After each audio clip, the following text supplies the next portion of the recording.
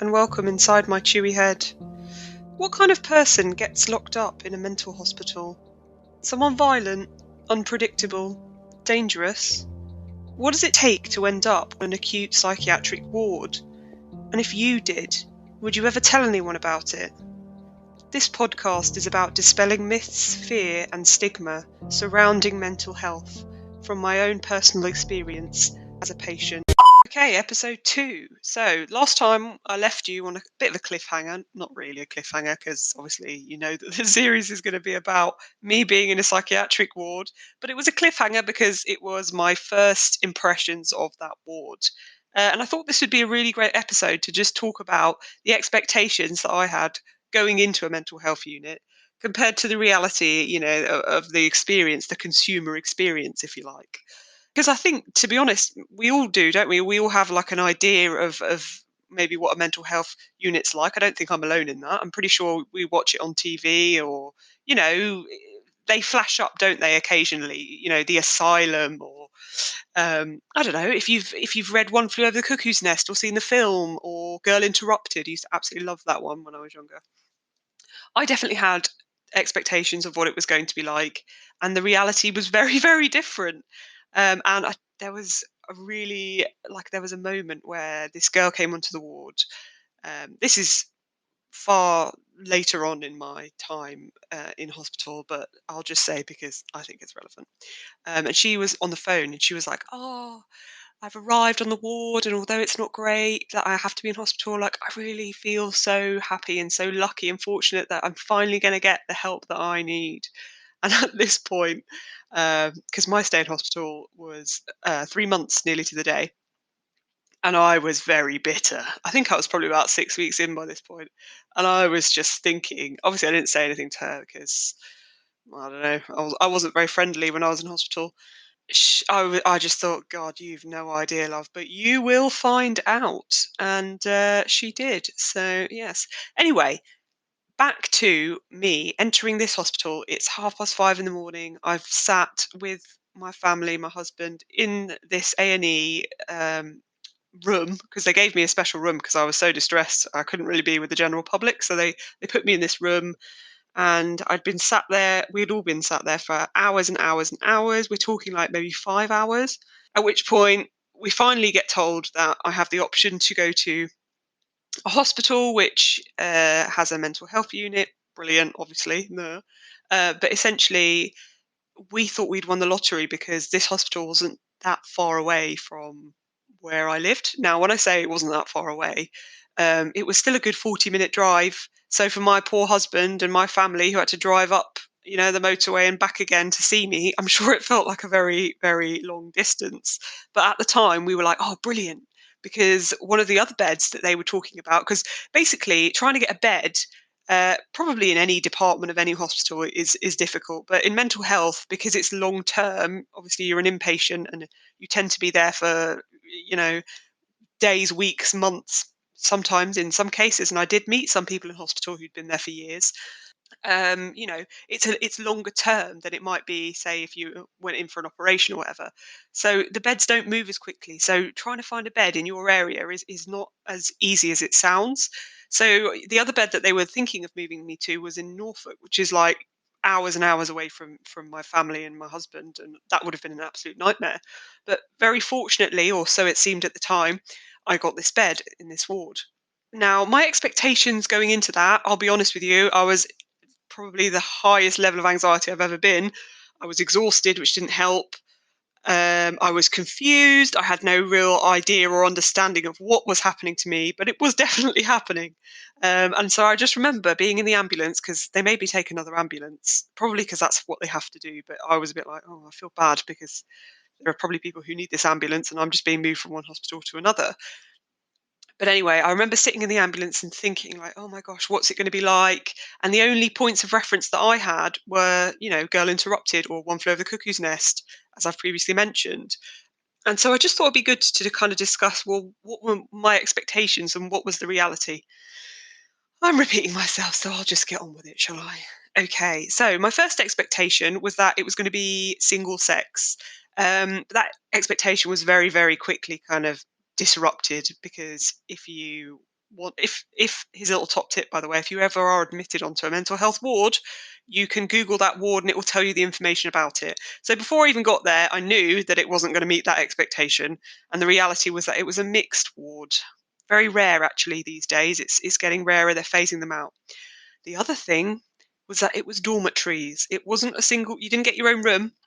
You didn't get your own bathroom. You shared a dormitory with 5 other people. So 6 people in a dormitory, strangers, you never met them before. All of a sudden, you have to sleep with them. Obviously not like sexually, but you but you have to sleep in a room with complete strangers, which honestly, that was terrifying. I mean, I was on sleeping tablets before I went to hospital, but trust me, when I got to hospital, I was having those sleeping tablets every night without fail in order to be able to sleep, purely because of the noise, but also just because I was so anxious, like, oh my gosh, someone's going to try and, like, I don't know, touch me in my sleep. Or, and to be fair to me, there were like quite a few occasions actually where people did come in and interrupt my sleep. Both staff who had to do that because I was on suicide watch, and at times I don't know why I'm laughing, it's not funny, but there were times when I was on like 10-minute observations, and so they would have to come in and physically check me.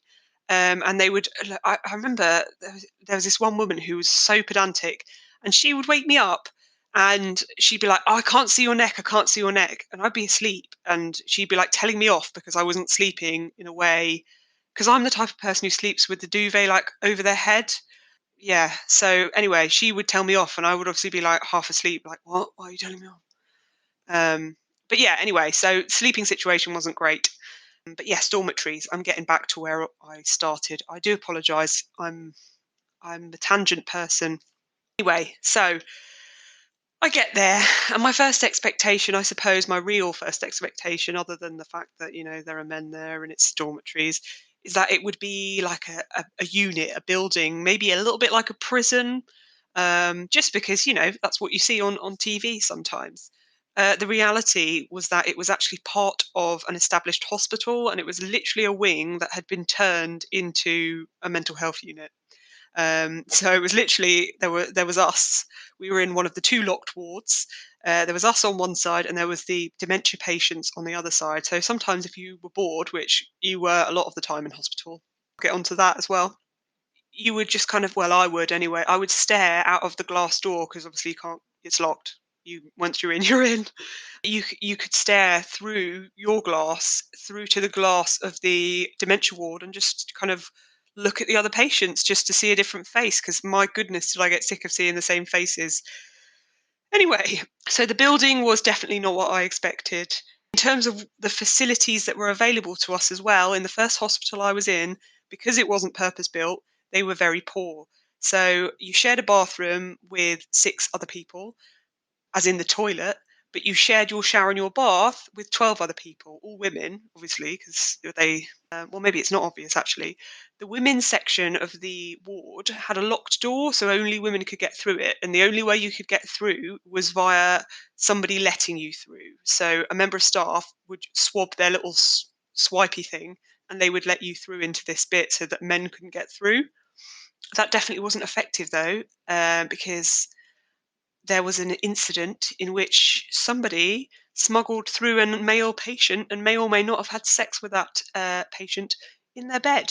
But anyway, yes, you were sharing a bathroom, as in like a bath and a shower with 12 other women. And at some points, depending on who the patients were, this could be really quite bad. And by the time that I left, so I switched hospitals literally about halfway through my stay. I switched, so what's that? I'm not very good at maths. So half of 3 months, about 6 weeks, 6, 7 weeks.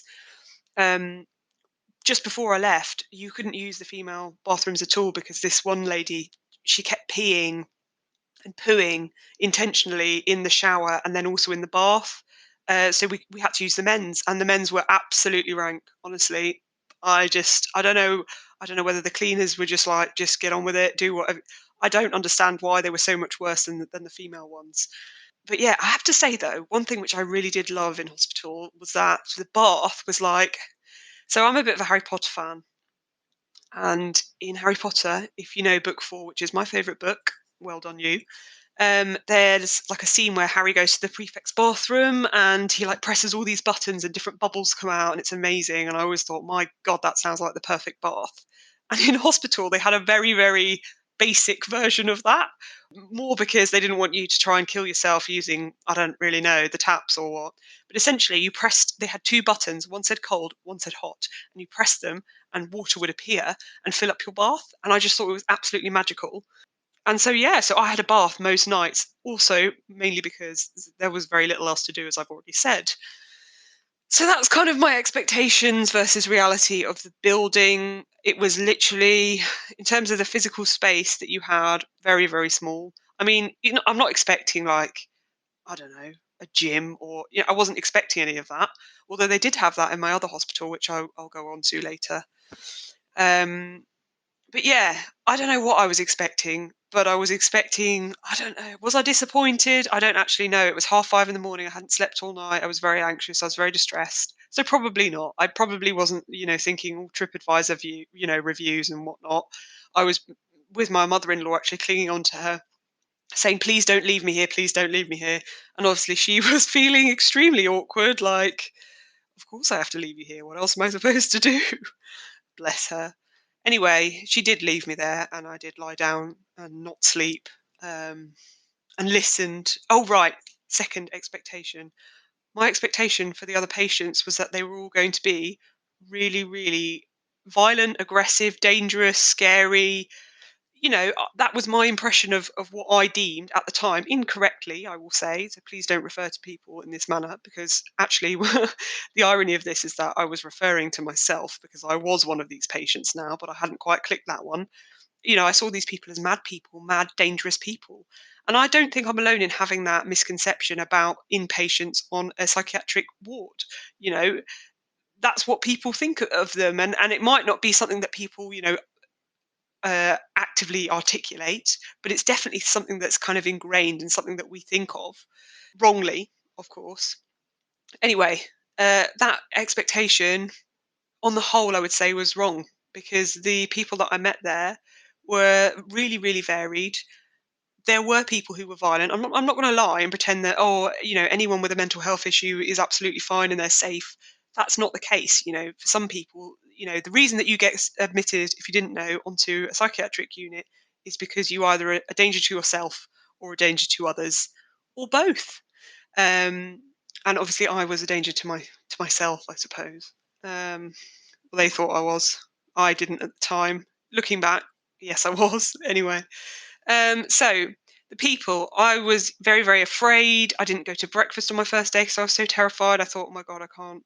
Also, like, I hadn't really slept, so I was very tired, but then I couldn't sleep because I was so anxious. And I could hear people moving around in my room, and I was like, oh my God, who are these people? Oh, it was horrendous. Um, but gradually, I got to know people, and I have to say that they really, really made my experience. And, people, the individuals, I'm not going to go into too much detail because they are going to make up this series. I would like to share their reality with you. I would like to explain on behalf of these people, what their experience was in hospital, how they were treated, how they were perceived, and also what then happened as a result. So yeah, so I'm not going to say too much about people other than the fact that they were not all dangerous, they were not all violent, they were not all scary, but they were definitely in the right place, I would say. Yeah, I'll get onto that, as I say, in other episodes. So, routine. So, my expectation for the routine was that there'd be like a really strict, stringent routine. Like, there'd be like, you had to be at certain places at certain times, you had to, I don't know, attend certain classes, or maybe there'd be some sort of therapy that would take place at the hospital that I was at. And I'm not in any way suggesting that this is the case. In fact, I know it's not, because I then went to a hospital where there were these facilities and these options and this routine. The routine at this hospital was very, very, very limited. There was some attempt at occupational therapy, which is basically, I mean, I'll be honest with you, what it basically is in hospital is arts and crafts. But because they didn't have the space or the facilities, it literally was a cupboard that a lady would come and unlock, and you could make Christmas cards or whatever. I mean, we're talking. Went to hospital at the end of September, beginning of October, and we were making Christmas cards. So, how many Christmas cards can you make in the lead up to Christmas? Apparently, quite a lot. Anyway, yeah, routine. So, for example, as I said, my first day I didn't eat breakfast because I was too afraid to leave my room. There was a girl who was in there who just didn't want to eat. I think she had an eating disorder. Um, yeah, and she would just refuse meals. And if you refused a meal, if you didn't turn up, that was that, done. I think it took literally 2 weeks for them to clock on that she wasn't really eating.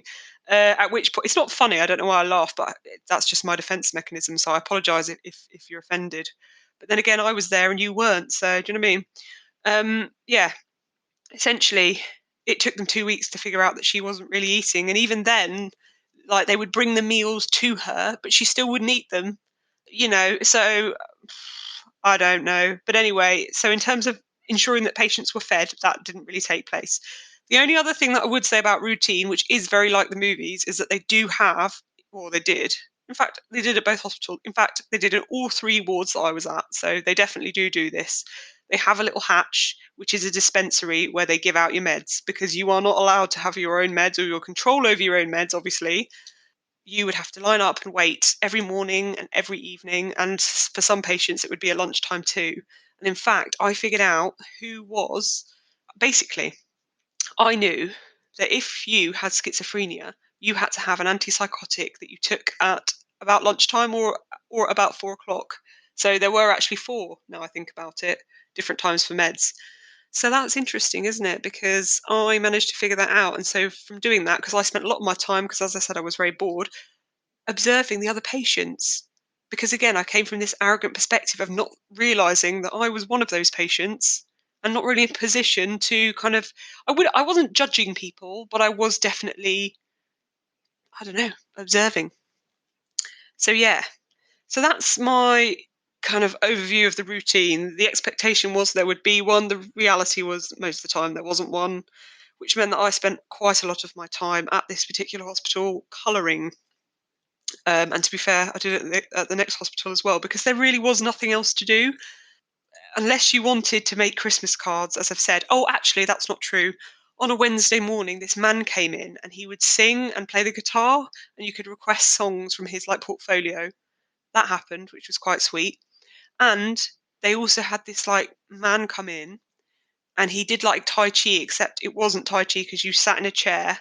And I never did that because I had a bad attitude.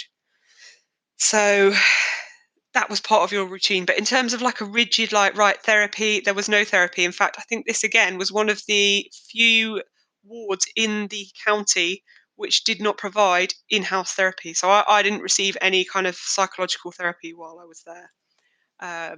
Apart from obviously having, all right, so I had a chat with the occupational therapist who said, oh, what can we do to try and make you feel better or some shit like that, she said. And obviously I was like, I want to be dead. So nothing really. So it didn't go very well. I wasn't really in the right place. I take that. I'm not blaming anyone. I take accountability for my own perspective and my own attitudes, which were negative at the time, and obviously skewed negatively my perception of that hospital. Probably in part, I would say. That leads me very kind of obviously over to treatment.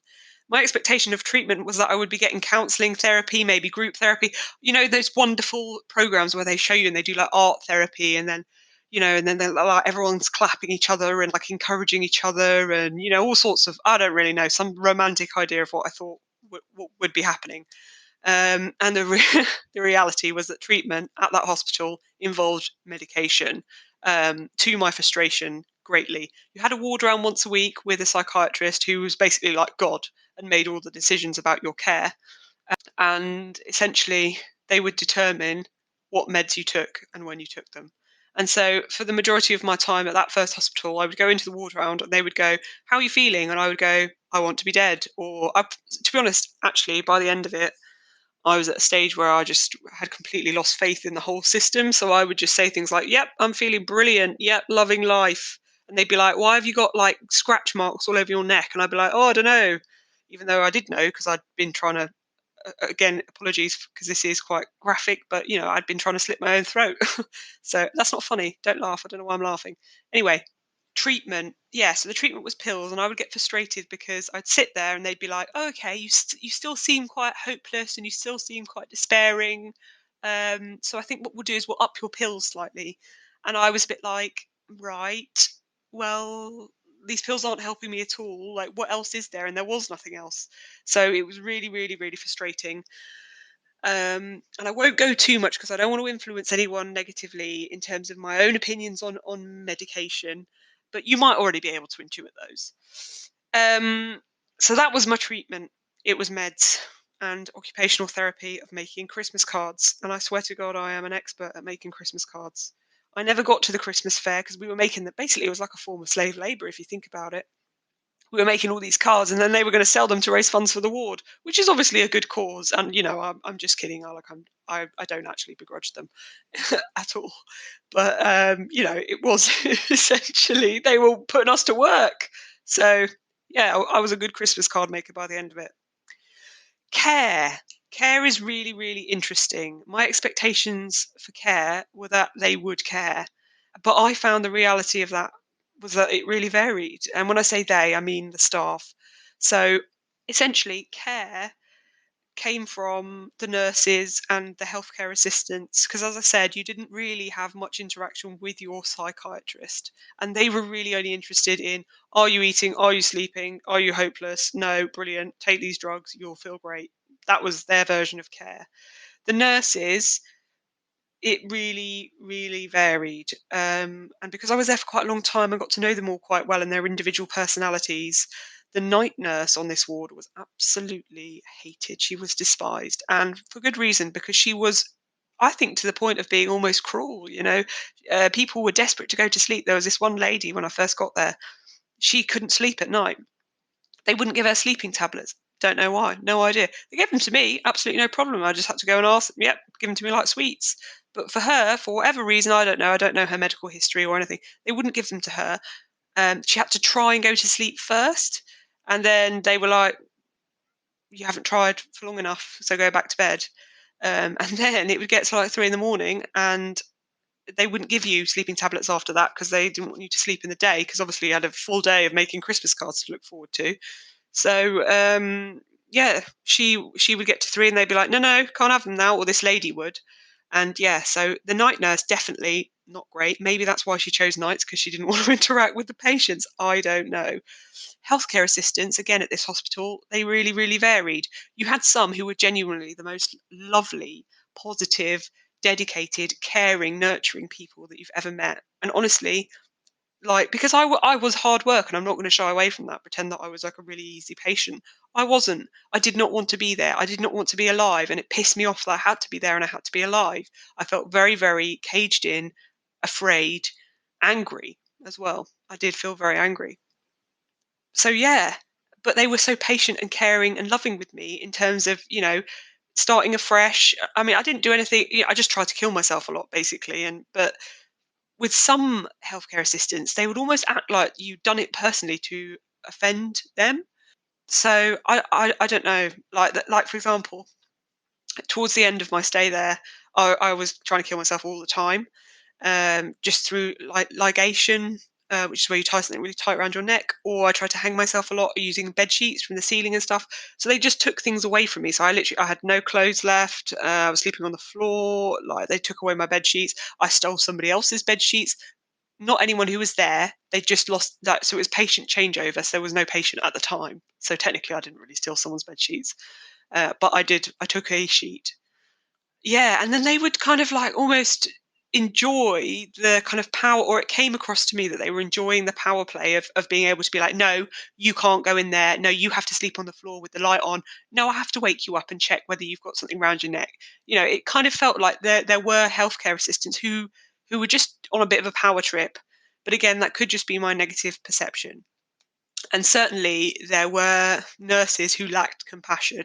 And that's probably because they'd been in the business too long and had just been absolutely deadened by the onslaught of people with severe mental health issues coming through the doors and not necessarily improving. I think particularly if I worked on that ward, I would probably feel really quite resigned and resentful towards the patients.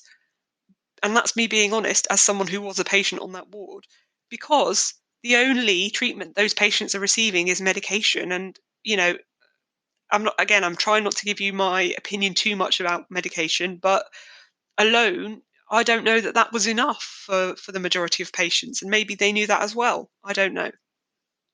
But there was one nurse who, she was the best thing that ever happened to me in terms of care. And she actually got me moved onto this other ward at this other hospital and took me there in the car. Bless her. I mean, someone had to take me because otherwise they would worry I'd run away. But she didn't have to do that, and she did. So, yeah, maybe I'll have a whole episode on her. I don't know. And then finally, perception of me. My expectations when I was in hospital were that people would kind of still see me as a human, as a person. And actually, the reality of being a patient in a psychiatric unit is that you aren't really seen as a whole person anymore.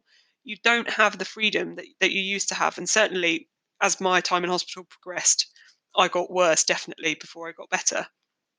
And I actually hate myself for saying that, got better, because I make it seem like I'm better now. And actually, what is better? That's wrong. I shouldn't have said that, so I apologize for that.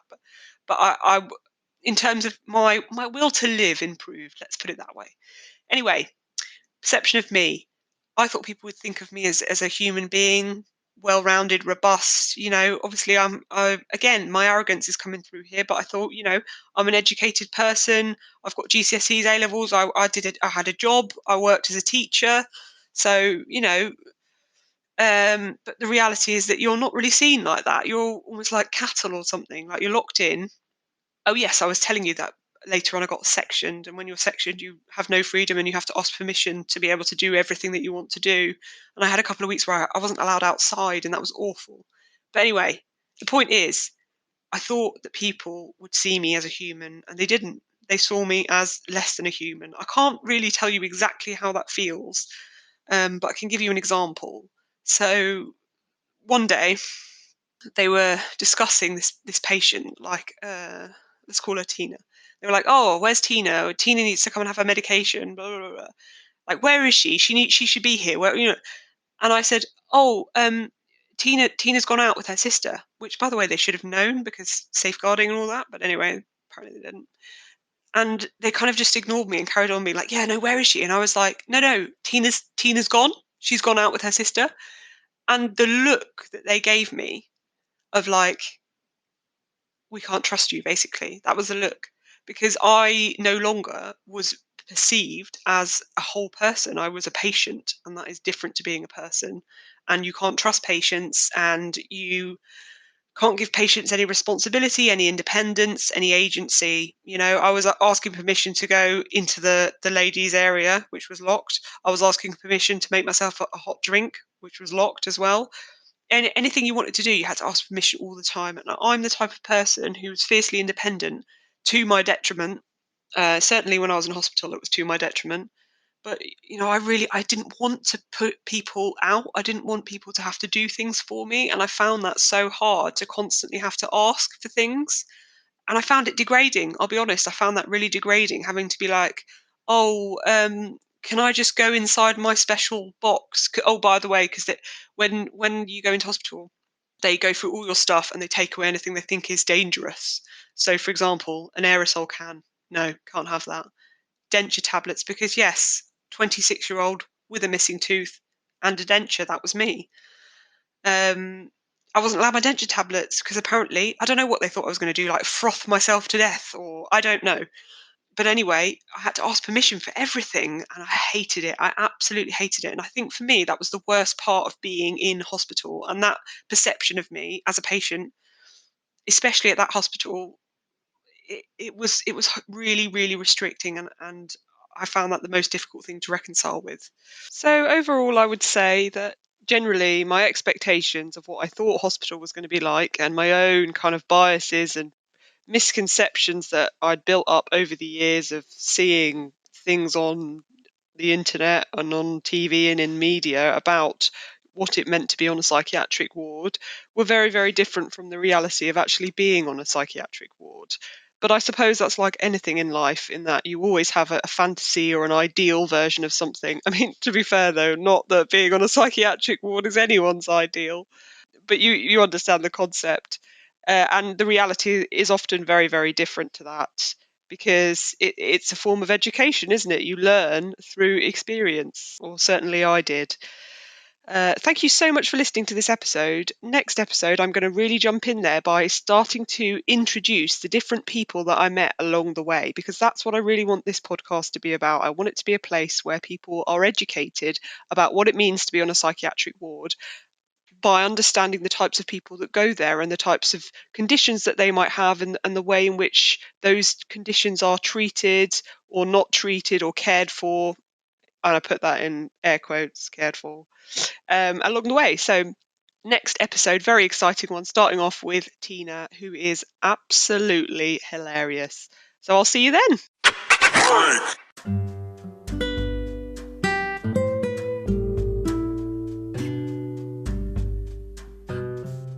I would love to carry the conversation on with you, and you can do so in a variety of different ways. First of all, I'm on Twitter. It's @HeadChewy, or you can follow me on Instagram or Facebook. Both of those are Chewy Head Podcast. Or you can even drop me an email with your suggestions, reviews, ideas, and that's chewyheadpodcast@gmail.com. And finally, you can also find this episode available on YouTube. Again, my channel is called Chewy Head Podcast, you guessed it. Really looking forward to next week, Chewy Head Tuesday, or Tuesday, CHEW, see what I did there, day, in which I will be obviously talking about Tina. Looking forward to it. Bye-bye.